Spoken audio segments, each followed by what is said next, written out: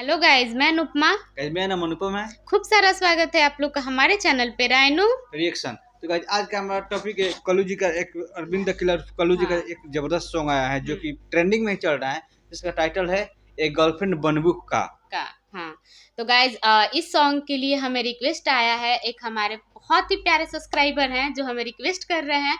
उनका नाम है अक्षय बेदर्दी ऑफिशियल। जो कि मतलब रिक्वेस्ट कर रहे हैं। हाँ।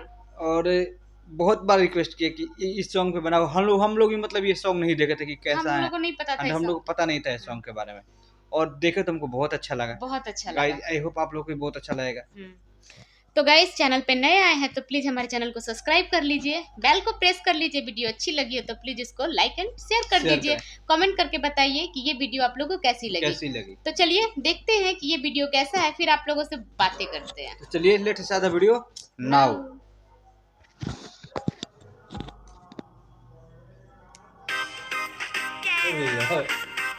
गजब एंट्री। दुबई का शूटिंग है ये।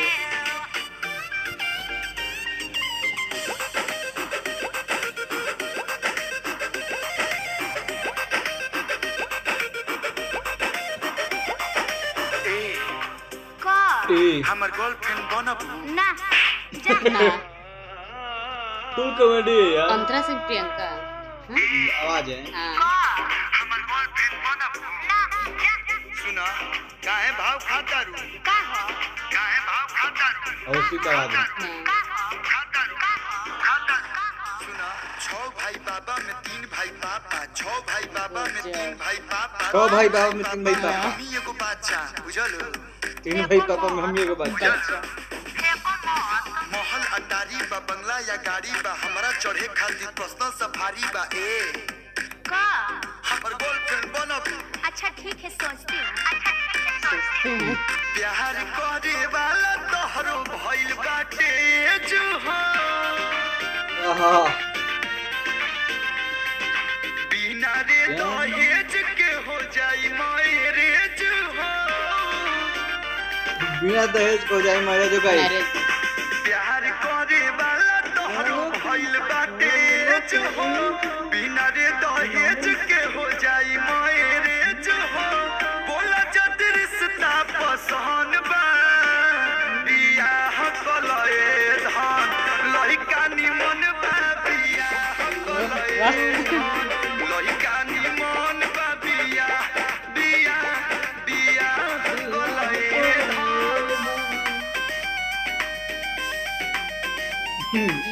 ट्रॉली बैग छुट्टी का है।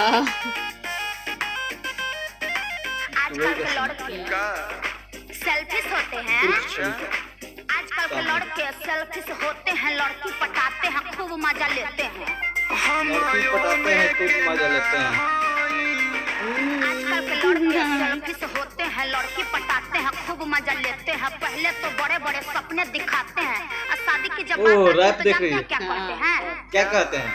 मम्मी रेडी नहीं है, अच्छा पापा मार डालेंगे, ठीक है मार क्या डालेंगे। कहेंगे? अरे ये सब ड्रामा छोड़ा है सुना बोला लॉन्ग टूर पे ले जाई चलबू ना डिनर होटल में कराई डोसा खालू नो लॉन्ग टूर पे ले जाई डिनर होटल में कराई पासपोर्ट बनावा के लंदन पेरिस सब घुमाई रहे तो कहे दो रहे दो कहे दो कहे दो।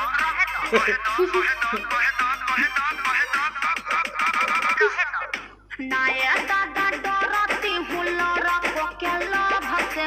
काहे हो हाँ तो सुनोगे तब ना, सुन लो। नया दादा डरती हूँ लड़को के लोभ से, प्यार को के हमारा से कहतोगे सबसे, प्यार को के हमारा से कहतोगे सबसे। हाँ, लड़कों का आदत ना मैं सब जानती हूँ। सब जानती हूँ।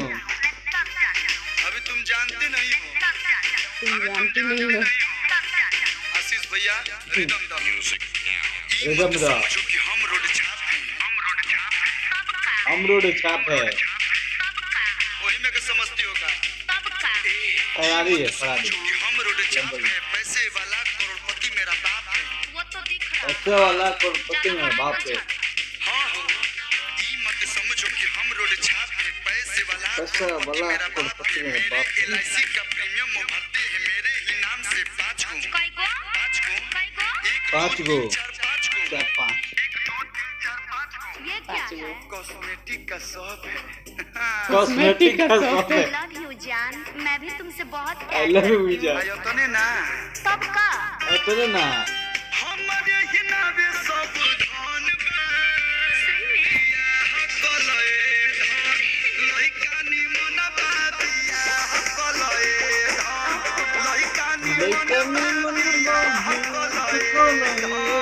so sweet। का कमी बड़ुए कुछ कमी नहीं है बाबू। फरारी गाड़ी है देखिए।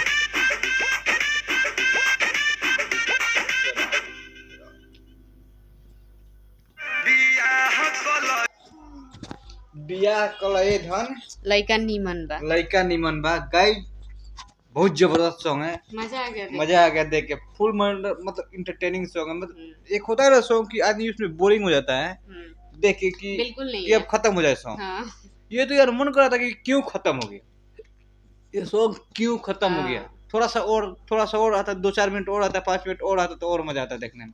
फुल मजा आ कॉमेडी गया। से भरपूर रैप, हाँ भोजपुरी में रैप, भोजपुरी में भी आजकल रैप हाँ। बहुत सिंगर गा रहे हैं। अच्छा, तो हमारे भोजपुरी बहुत बहुत बहुत आगे जा रही है, बहुत अच्छा लगता है। तो गाइज आई होप आप लोगों ने भी बहुत बहुत इंजॉय किया होगा। तो हमारे वीडियो को लाइक कर दीजिए, चैनल पे नए आए हो तो सब्सक्राइब कर सब्सक्राइब कर दीजिए लीजिए, और प्लीज कमेंट करना। बिल्कुल ना भूले। आप भी हमें सजेस्ट कर सकते हो कि नेक्स्ट रिएक्शन वीडियो हम किस पे लाए। गाइस कोशिश करेंगे अपना 110% दें। देंगे। प्लीज आप लोग हमें सपोर्ट कीजिए। मिलते हैं ऐसे ही धमाकेदार जबरदस्त वीडियो के वीडियो साथ। में तब तक के लिए हंसते रहिए, मुस्कुराते रहिए, सेफ रहिए। जय जय हिंद, हिंद, जय भारत, भारत माता की जय।